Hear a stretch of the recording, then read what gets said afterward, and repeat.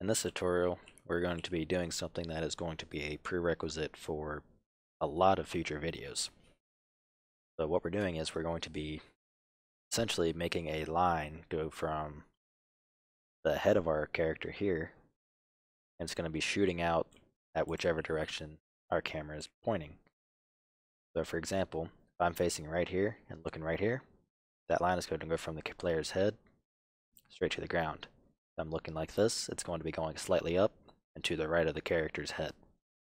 So it's going to be just a straight line with the starting point at the player's head, the ending point X distance away from the player at whichever direction our camera is looking at.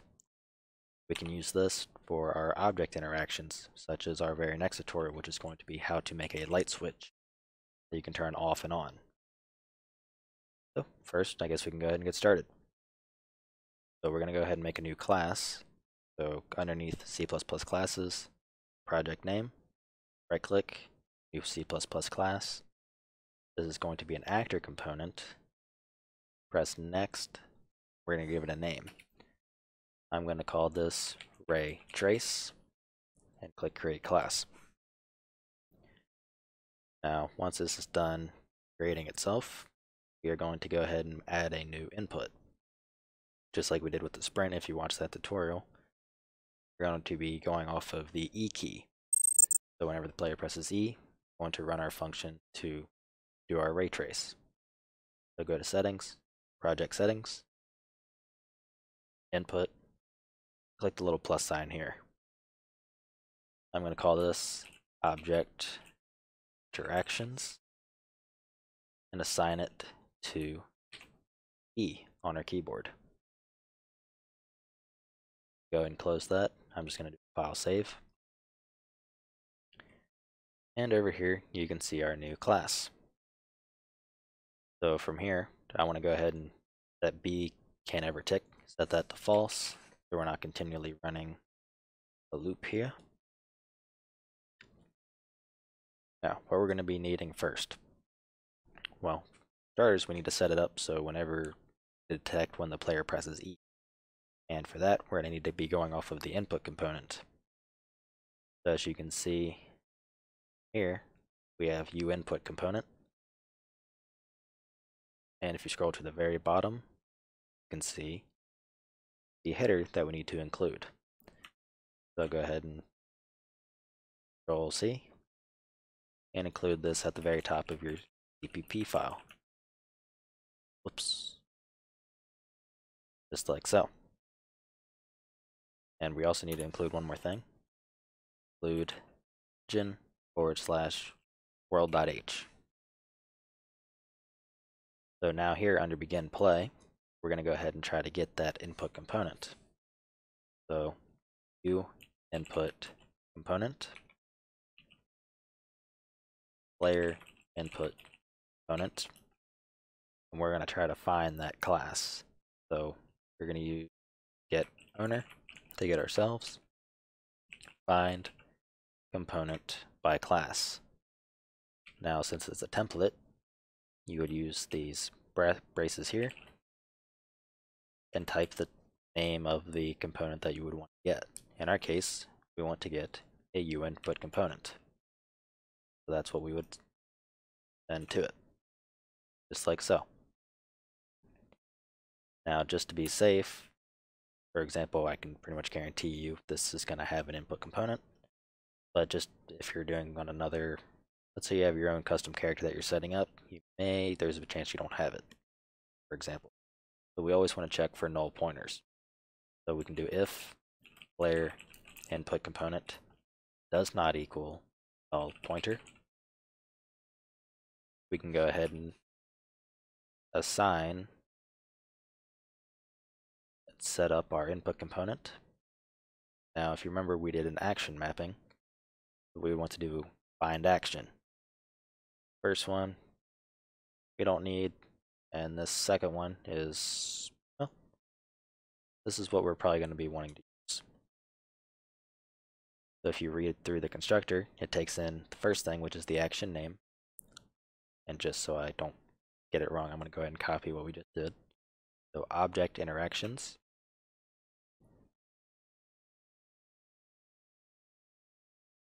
So we would do our input component, which is player input component. Then we need to do find action, and it's the action name, which was object interactions. Next, it takes in the key event, so for example, pressed or released. So it is, we're going to use it on pressed, so i.e. pressed. Then next, the object ourselves essentially. So we're just going to do this. Then the function that we want to call whenever, well, our player presses E or whatever is assigned to object interactions. We can go ahead and make that right now. And I want this to be public because I plan on using this, since we're going to be using this class in the future. We want to just easily call it. So what we can do is, for now, void get traced actor. Guess that's an okay name. Then void ray trace get traced actor. Now we're going to set this up in the end so it returns the actor that our ray trace hits. But just for testing, we're going to be using void.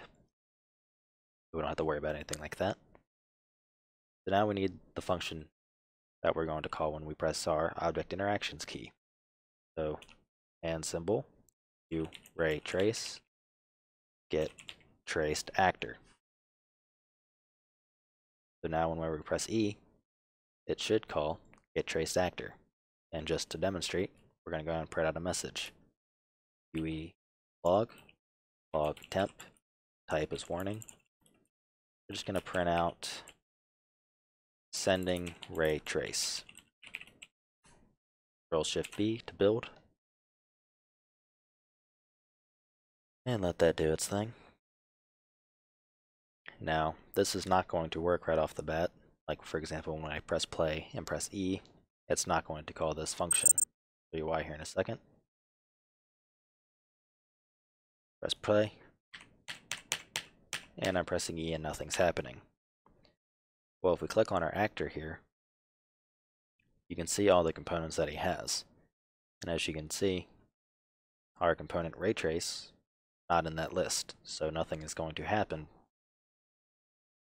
So for example, begin play, that's not running for us, so we're not setting up our input component. So we can go ahead and click and drag our component here, our class, the list, and now when we press play, and I press E, as you can see, it is printing out the message, so it is in fact running our function. Next, we need to get our player viewpoint. So as you can see, it comes off of a player controller. So that means we're going to have to get our player controller first. As you can see under here, which you can easily find out how to do these things by Googling, I came up and found gameplay statistics. And if I search for controller and scroll down just a little bit,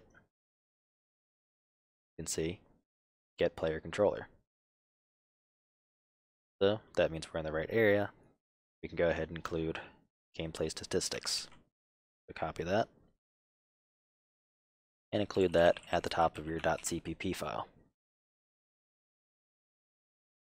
Now since we know we're going to have to get our player controller, we're going to go ahead and include this as well.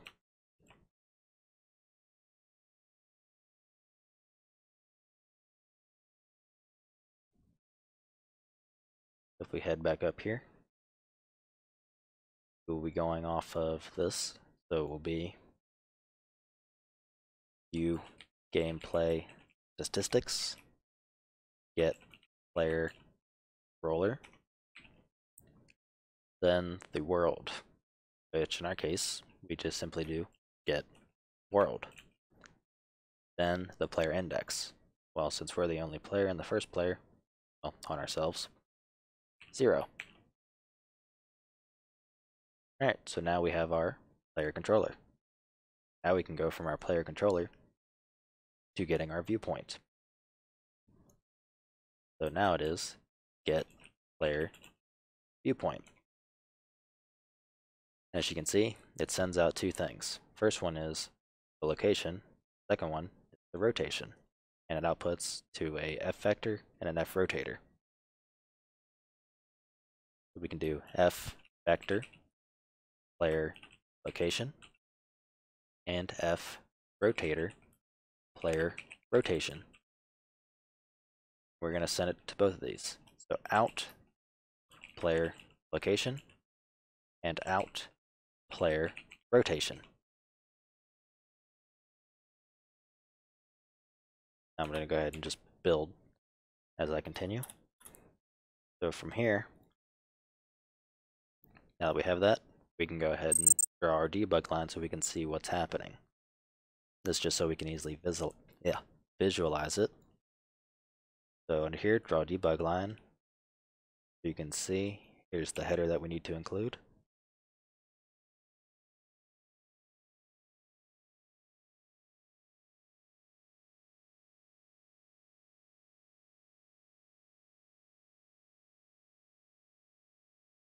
Draw debug line. And the first thing is our world. So just like before, we do get world. Next is the starting position of our line. Well, we don't exactly have that yet. What we can do is make an f vector to get that. So what our line start would be our location plus our rotation. So f vector line start equals player location plus player rotation. And as you can see, this will give an error. Not going to allow us to add these two together because one is an f vector, the other is a rotator. What you can do is for player rotation, just do dot vector to cast it over. Now you can see it's added them both together. Now we can just do line start. As you can see now, we need a line end. What we can do is the exact same thing, except for one little change. The line end. So now this will be in the exact same spot. We're going to have a starting position and an ending position, same place. What we can do is we can take our result here and multiply that. So this is going to be by centimeters, I believe. So if I want this to be 100, we'll just do 100 centimeters in front of us. We'll just multiply it by 100. Now we can do line end. Now next is, do we want the lines to be persistent? I do not, so I want to do false. Oh wait, sorry, we need the color. So F color, I'm going to do red. So do we want persistent lines? No, so false. Depth priority, not a concern, just set it to 0. And now for our thickness.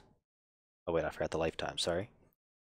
So under false, I want this to be active for, let's say 2 seconds.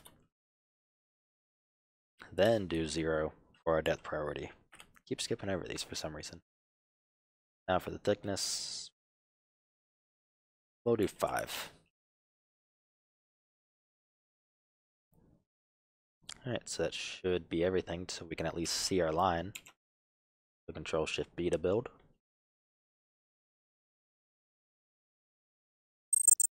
And you should see this coming directly off of our camera. Press E. As you can see the line going where we're looking, so it's going directly off the camera. That's not exactly the most useful for us. So instead, we need to make this come directly out of our head. So what we can do is we can actually get the bone position of this mesh here. That should be, here it is. Okay. As you can see it, well, this isn't exactly right. We're going to be going off of a skeletal mesh, so we're going to do skeletal mesh instead. So copy this. We're going to include this header up here, just like before. Except we're going to be changing the word skinned to skeletal. So it should be skeletal mesh component.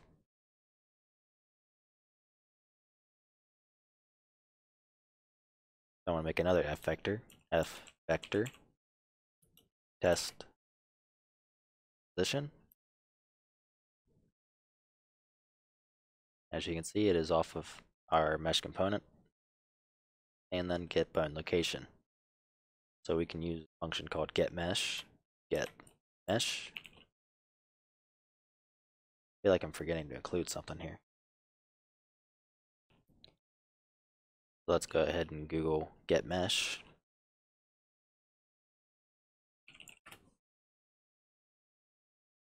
And as you can see, it goes off of a character. Well, as of right now, we don't have our character, so we need to go ahead and set that. So under raytrace.h, and simply make a new private variable. Since it's off of our character, we can copy this here and include this in our header file. Now, whenever you include something in your own .h, always make sure you include it for the dot generated. Otherwise, you're going to have very annoying issues. Right, so a character, my character. I'm going to go ahead and build that just to speed things up, and that's going to give an error here. Hopefully that'll ignore that since I commented it, but I kind of doubt it.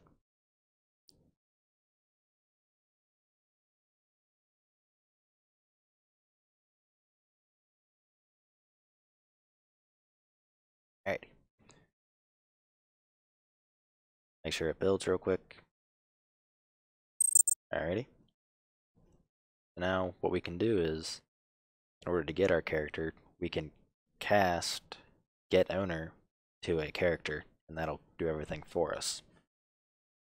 So my character equals cast, the type we want to cast it to, which is a character, and then the source that we want to cast it from. In our case, it is get owner.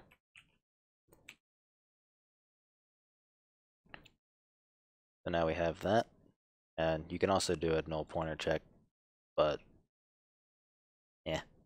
For the sake of this video, it's not really worth doing. So from here, we can do my character, get mesh, get bone location. Now, the first thing it's calling for is the bone name. Now, you can get these by going to your content browser, under mannequin, character, mesh. You want to open up the skeleton mesh. Okay, good, I am recording. So if we click on its head, or any other part of our body, for example, you can see the name of the bone. Look up here, after we clicked on the head, the bone name, head, with all lowercase letters. We would type as a string, head. Next, it's asking for what type of space we want it to be. Like, for example, we want it to be in our world space. So we can do e bone spaces, world space.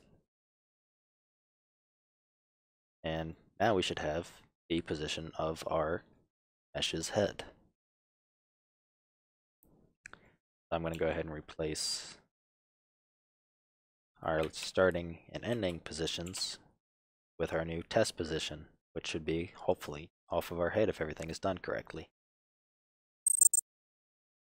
So built, let's go ahead and try it. And E.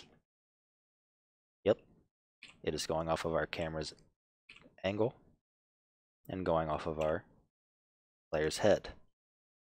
One downside that I do see is I'm trying to look exactly straight forward, not up or down.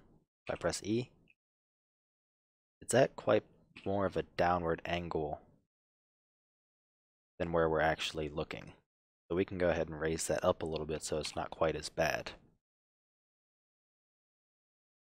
What we can do is, after our line start, which is where we want it, we want to raise our line end position up. So we can take our test position, increment it up. So test position plus equals, or this should be in centimeters. So I'm going to go up by 40 centimeters. Then Control Shift B. And I did not think about this. We need to, increase it on the Z axis. So dot Z. Control Shift B. Since as you can kind of figure out by now, F vector, it's X, Y, and Z. Where F rotators, yaw, pitch, roll. So now, looking roughly straight on, press E. May have done a little much. You can see it's up quite a ways. Let's drop this by half, Control Shift B, and give it another try.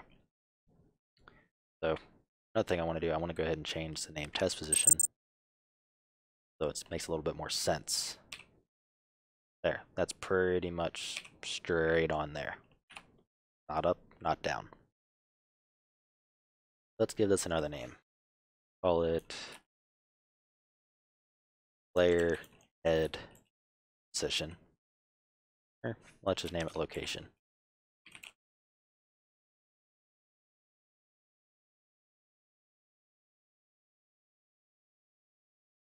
Alrighty. So now that we have that, we can actually trace our line.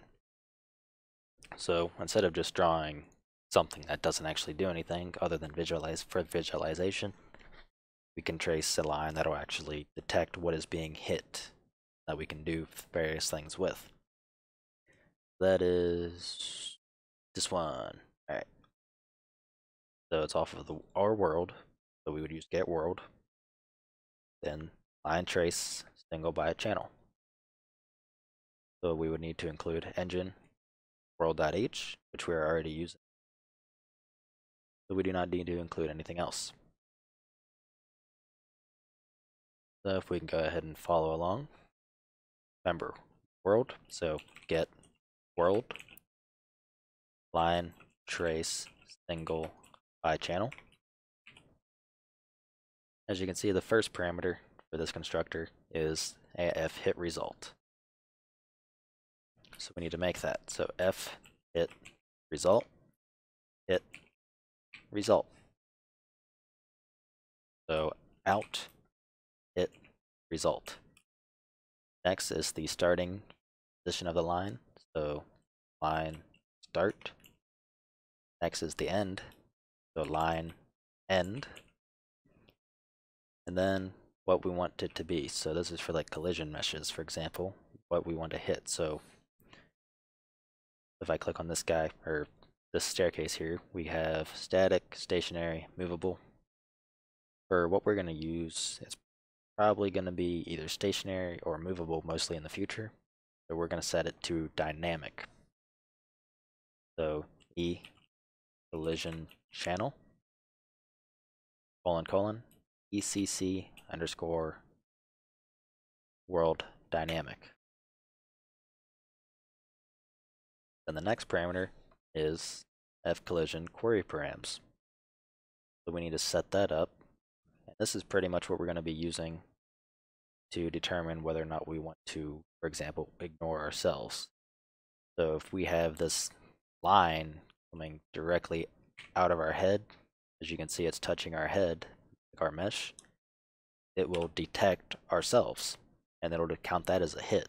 And quite frankly, we do not want that. So if you look in our constructor here, well, if you look right here at this third one, see it takes in three things. F name, we can just pass in something empty.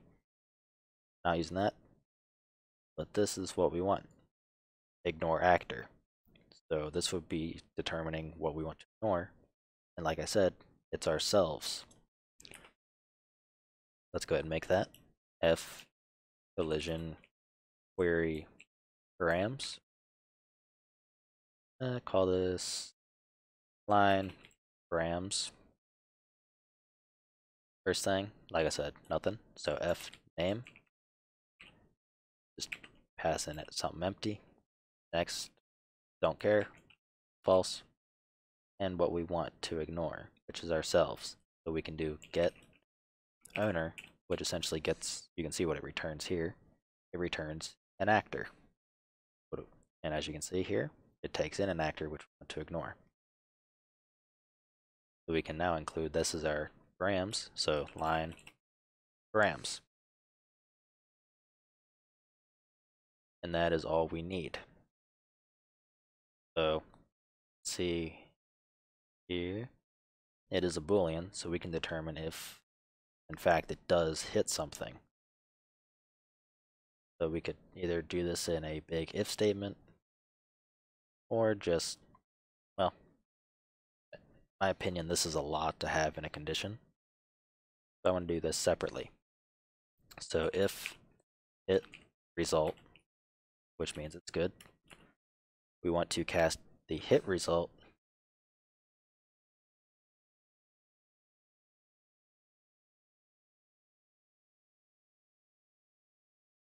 that work?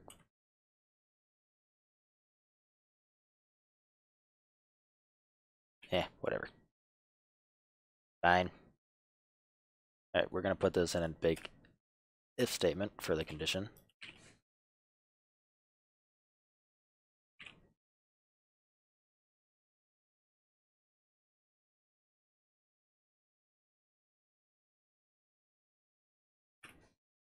Alright, so if it does in fact hit something, we want to convert that hit result to an actor. So a actor hit actor equals hit result dot get actor. And we need to make sure it does in fact, well, it can in fact get the actor. So if hit actor does not equal null pointer. For testing, let's go ahead and just print out the name of the actor. So we're going to go ahead and copy our log message here. Since we don't want that to be there anyways, paste it down here. Let's do actor hit %s, which is going to be where actor's name is. It's going to be a pointer to hit actor get name. This will get us, will return a string with the name of the actor in it.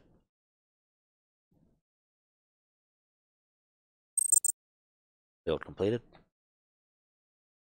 Clear that log. Well, now when we press E, still sending the trace, but we haven't placed down anything for us to actually hit. So we can place down a little prop here. So if we go to starter content, props, I'll just add this big old thing. Give it a name. My big object. Hit play. And if we press E on it, as you can see, it prints out the name my big object. Same thing it might do with these right arm static mesh stairs. Apparently that's just called a bump. But as you can see, it is in fact getting what we're hitting. So what we can do is, to make this a little bit more universal, we're gonna, well, first off, we're gonna make another random function just strictly for testing in this case. Because eventually, when we actually start, for instance, the next video, we're going to be removing our input component. So it doesn't do anything from this class directly. This class is going to be as kind of an assistant for other classes, so we can get an actor from, well, we're going to get the actor that we hit from another class that we're going to be making. So let's just go ahead and make a quick little test function, be private. So void, let's just call it test function. You'll see why here in a second. But, okay. 10 out of 10 syntax highlighting. Alrighty. So void ray trace test function. We're going to change our bind action to call our test function instead. So we're going to go ahead and call get traced actor. And we can go ahead and have this return something. So we're going to change this from, sorry, I didn't think thought I was full screen, from void to a actor. Go ahead and copy this.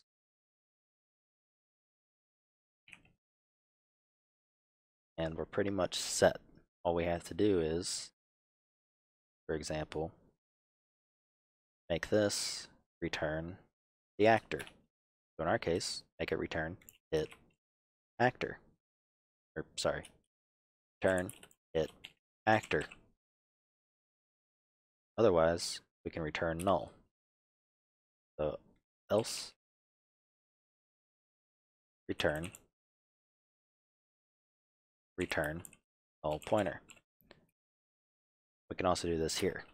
Else return null pointer. So that way every action is taken. So it's always going to return at least something. So for testing, let's go ahead and print out, let's get the actor first. So a actor test actor, set it equal to the function. We're going to make it print out the name. But first, if test actor does not equal null pointer, UE log temp, type is warning, print out the same as before.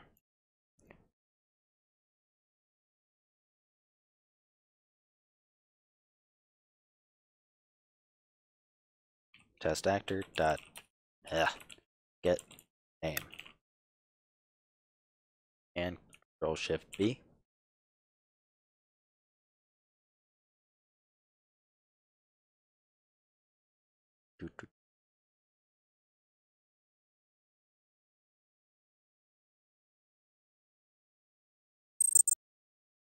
Alrighty, press E.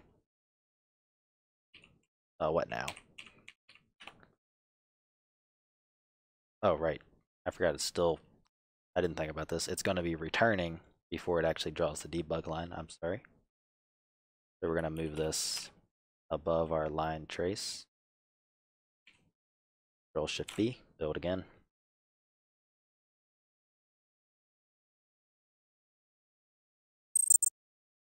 And press play. Press E.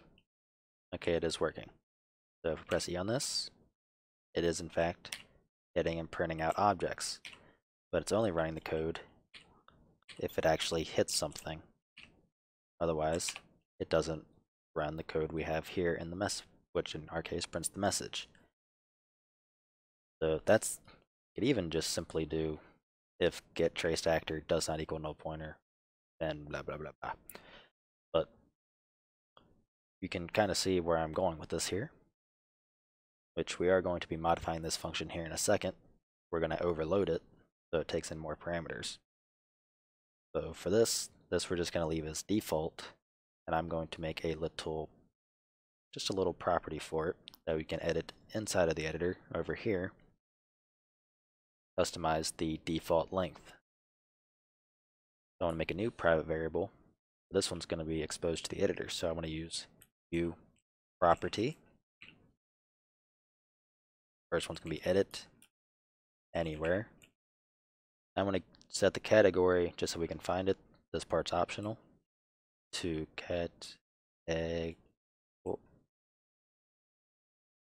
Yeah, I'm spelling that right. Equals line details. So I want to make the variable that controls the length, so how far it goes. So float line length. We can go ahead and give it a default of 100. So I'm going to go ahead and copy and paste line length in place of our 100. I'm going to go ahead and build this.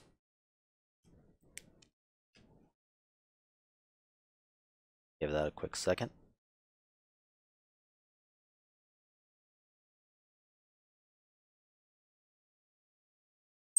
Alrighty, build successful. Now if we go over here to C++ classes, or actually if we just click on our character here, click on ray trace, see there's a new category right here called line details, just like you have tags, activation, and so on for the other miscellaneous stuff here. You can see line length is set as 100, which if we click play, look at it, that's the length. So if we want to change that, let's change it to 500. Click play, press E. That's a very long line.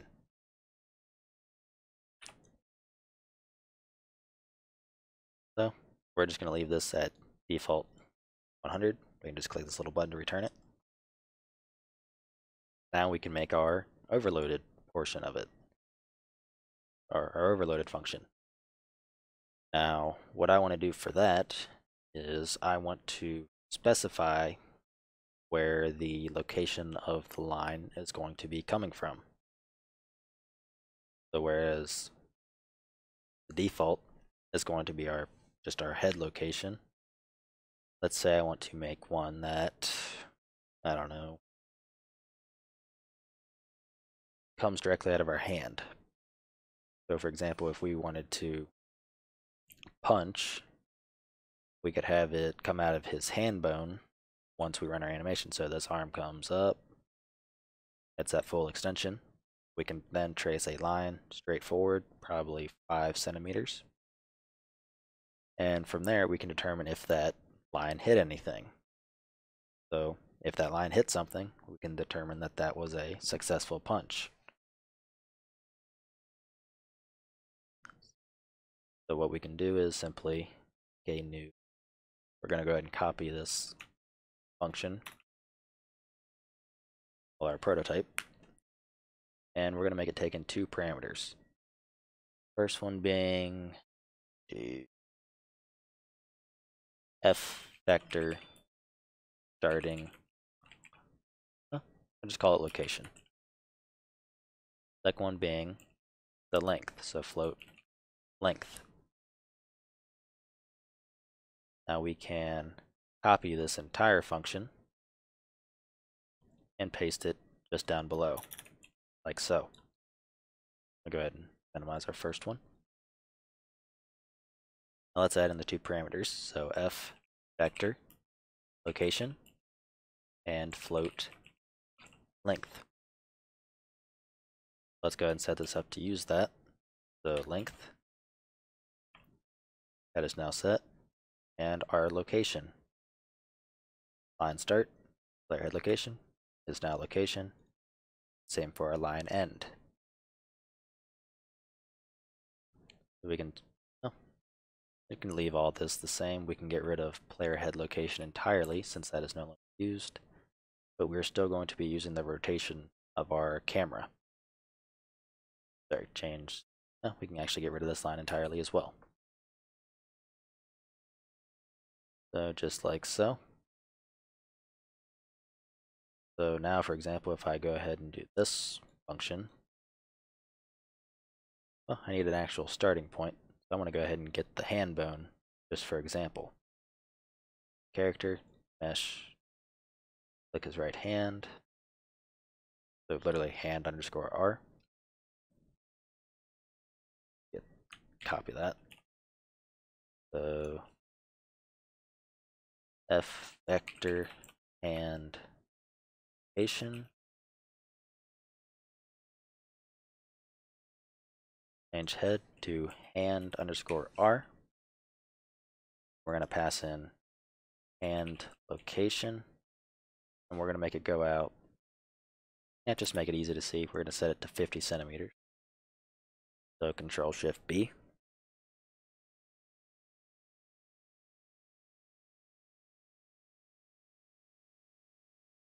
do. And there it goes. Now it should be coming from our right hand. Just like so, coming from that hand bone.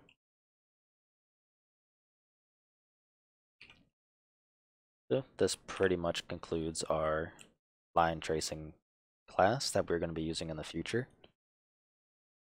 So just for now, we can go ahead and actually clean this up a little bit. First off, we're not going to be having our test function in here. Go ahead and extend that. We do not need to draw the debug line anymore. We can just simply comment this out. You can also easily do this by highlighting each of everything. You'll see up here, comment out the selected lines. Do that. We go ahead and do that for both of these. That may be useful for testing in the future. And we no longer need our input component.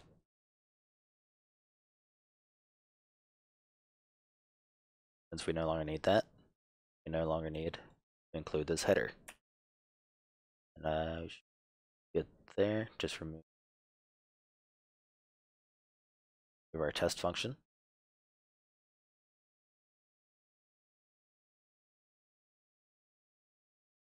And we should be good to go. And I will see you in the next video.